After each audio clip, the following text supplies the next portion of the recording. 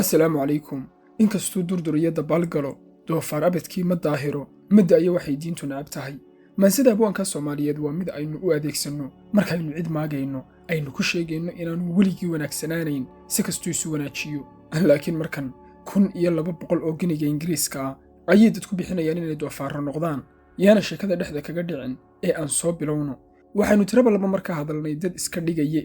dad inta ay iska dhigaan ku qanacsan waliba nimadooda oo aad ku gadanaysay lacag $700,000 ah qof ah meesha iyada seexanaya sida iyadana u nool markana way ka soo waadeeyaydaas oo waxa la marayaa doofaarnimo haddii bay dadka maansadaasi ahaa inkastuu durduriyadda baalgalo doofaarabadkii ma daahiro madaayo waxay diintu nacab tahay af Ingiriisi lagu tarjumo oo loo diro qoladaas laga yaabaa malaha inay helo kudhagooda ay ku dhaadanayaan ka dhigan lahaayeenba waxa markan Ingiriiska ka soo ifbaxay shaacsane ah inuu qofku iska aaminayo inuu yahayba doofaar cidina aanay ka diidi karin oo aanay ku odhan karin maya bini'aadmi baa tahay sida ninka gabadha isugu sheegayaba ay dembiga u tahay inaad ka diiddo oo aad tidhaahdo nin baa tahay waxay qoladan isku qanciyeen laga bilaabo saacaddan waxa aynu nahayba doofaarro ma sheeganayno oo keliya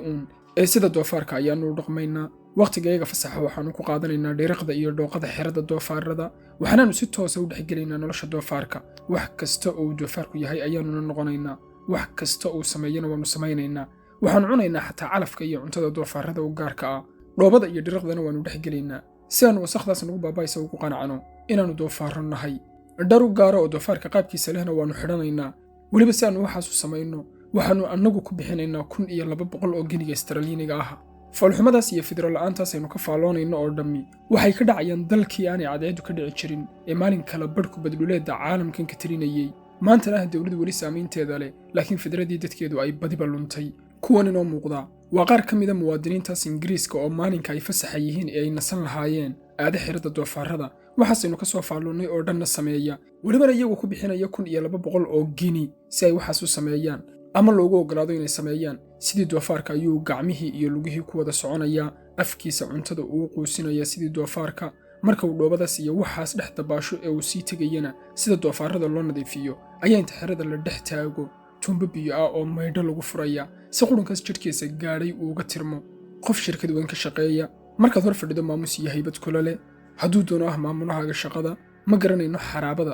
majaajilada iyo macaansiga uu ku dareemayo inuu doofaar noqdo oo waxaasoo kadeeda uu maro laakiin mawduucani lama xidhiidho caqli iyo caqli darro ee waa fidro iyo fidro la'aan waa dad aadaminimadii iyo insaaniyaddii dabada ka tuuraya oo doofaarro si walba u noqonaya maaha caqli wax la xidhiidha ee waa wax fidro la xidhiidha waa dadka aynu u aanayno caqliga waayaheennan sababta loogu bixiyey waayaha caqliga age of reason waa inay reer galbeed caqliga kaga shaqaysiiyeen way ku guulaysteen in caqli ahaan ay aad u horumaraan dhalin badanina ay maanta ku baaqayaan in iyaga lagaga daydo wax kastaba iyada oo aanay cidina diidayn wixii caqli iyo cilmi la xidhiidha ee quman in la soo dhigto oo ciddii kugu dhaanta lagaga daydo laakiin qodobka dhalintaas hoos maraa waa in caqligu uu u baahan yahay fidro jaangoysa fidraduna waa waxa qudha ee aynu aadamaha ku nahay caqligeennana qaabaynaya haddii aynu iyada weynana waxa aad kala garan waayeysaa nin iyo gabadhka aad tahay qof iyo doofaarka aad tahay ama qof iyo eyka aad tahay innaha alfidra waana mawduuca caanka ee saxaafadda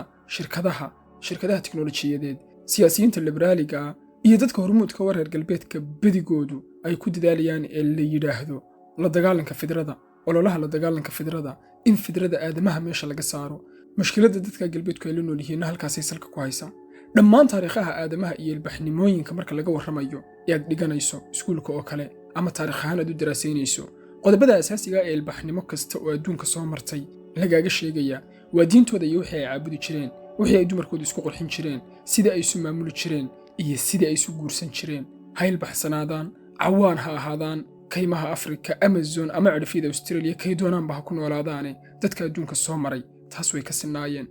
guurkana macnihiisu waa inay jirto sifo labka iyo dhadiga la isugu xalaalaynayo inay isu galmoon karaan galmadu waxay ka mid ahayd ummad kastaba agteeda waxyaabaha xadidan ee xeerarka iyo xuduudaha leh haddaba horaantii qarnigii idlaaday ayuu soo daahiray psychologist Yahuudi ahaa oo la odhan jiray Sigmund Freud ninkaasna fikradaha ugu waaweyn ee uu soo biiriyey intii reer galbeed ka qaatin ay ku dhaqmeen waxa kow ka ahayd oo aasaasi u ahayd inuu soo jeediyey fikrad ah in mushkiladaha dadka haysta oo dhanba seeskoodu uu yahay muquuninta shahwada kabtal jinsi in qofku inta uu hamoodo uu iska qabto inuu galmo sameeyo isagoo uu xun xeerinaya diintiisu inay diiday xeerinaya dhaqanka ummadiisa inay ceeb ka tahay xeerinaya wax uun isagoo xiirinaya oo qofku dareemayaashiisii iyo hormoonnadiisii caburinayo xanuun kasta, dhibaato kasta oo nafsadeed, dareen kasta oo xun iyo dhib kasta oo qofkaasi geystana. muquunintaas galbeed inay sababta koowaad ka tahay ayuu ninkaasi soo jeediyey. haddii dadka laga dayn lahaa xeerarkan caburinta ah waa sida uu dhigayo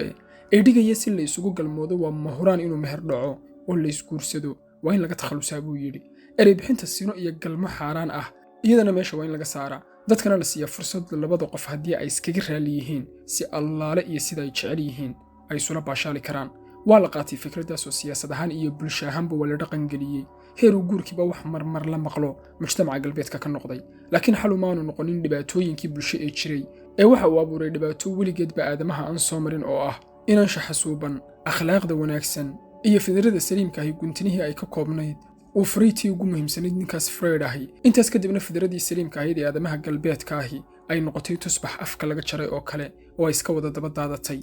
markii ninkii iyo gabadhii si kasta oo ay galmo samayn karaanba ay u sameeyeen ee ay iska daaleen ayuu ninkii nin doontay, gabadhiina gabadh. haddana qofkiibaa isqalay oo jinsiga kale iska dhigay. galmada waxyaabihii la xidhiidhayay ayaa intaasoo magac oo kala duduwan oo xurufaha kala duduwan laga soo gaabiyey loo sameeyey. haddana wax la gaadhay ilaa iyo luuqaddii afkii lagu hadlayey. heer maanta ay adag tahay inaad ku dhac u yeelato in nin gabadh isu arka aad ninka u ku tiraahdo, gabadhana sidoo kale. sidaas ayay maalinba fidradii saliimka ahayd inay u lumaysay ilaa laga soo gaadhayay wakhtigeennan marba naxdinta cusube ay soo biirayso ee qofkiiba inta uu waxa aadaminimo la xidhiidha iska waayo uu ama iisu arkayo ama doofaar ee sida eyda iyo doofaarada uu noolaanayo. sayniska, falsafadda, garaadka iyo garashada sare ee reer galbeed ay isku ammaanaan, ummadaha kalena ay ka aaminsan yihiin, iyo caqligaas ay iyaguna ku faanaan dadka kalena inay kaga daydaan ay isku dayaan, waxay baabi'iyeen fidradoodii saliimka ahayd, jiritaankoodii aadaminimo ee karaamaysnaa iyo anshaxii suubanaa. Dr. Mustafa Maxamuud ayaa mid ka mid ah buugaagtiisa ku leh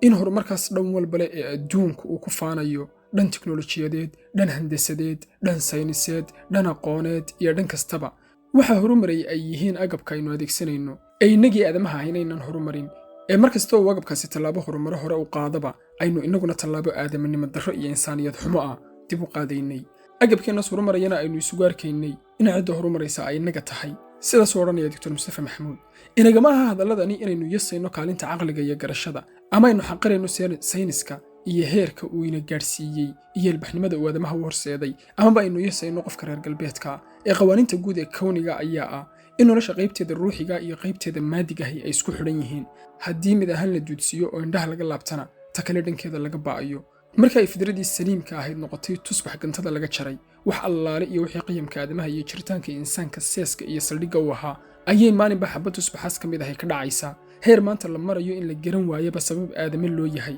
ama qofkii uu garan waayo sabab uu u jiro oo jiritaankiisa dhanba wax uu ku saleeyo aanu garanayn. karaamisnaantii uu ilaahay sheegayna aanu isagu iska dhex arkayn, maadaama karaamadaasi ay ku xidhnayd fidrada saliimka. almuhim, horumarka maadiga nolosha waa u mahuraan oo moobilka iyo kombiyuutarkana barnaamijka ku diyaarinayo, internetka aan adeegsanayno labadeennuba iyo waxaniba waa horumarka maadiga. qof maanta yasiyaana ma jiro, laakiin horumarkaasi kama maarmayo anshax suuban, akhlaaq wanaagsan iyo fidra saliima oo jaangooya. haddii horumarkaasi uu kuwaas waayana waxaas waaqiceenna ka dhacaya ayuunbaa dhacaya innagoo xaadir oo daawanayna. wasalaamu calaykum.